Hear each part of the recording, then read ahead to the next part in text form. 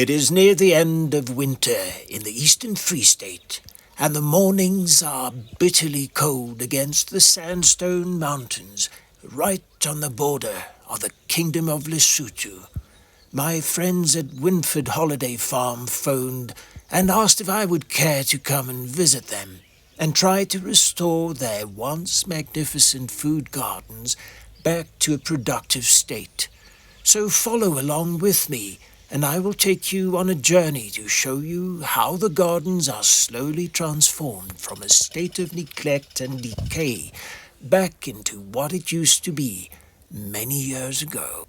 So first, these old toilets and wash basins will have to go, and then we'll put in a fence so we can have proper free-range chickens running around, and we'll be adding some beds for more vegetables, for greater production and more variety, and we'll also be trying to restore some of these shade houses into a greater state of production.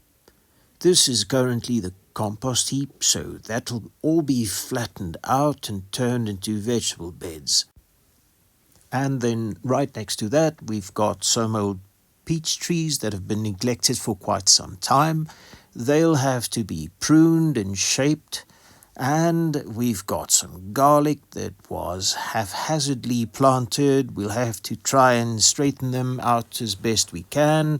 We'll add some more beds over here and straighten out the bottom one.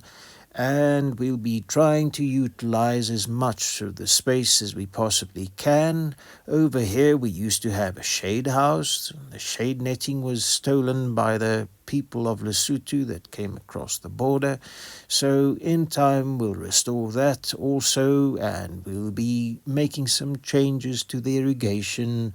And over here we'll be adding more plants.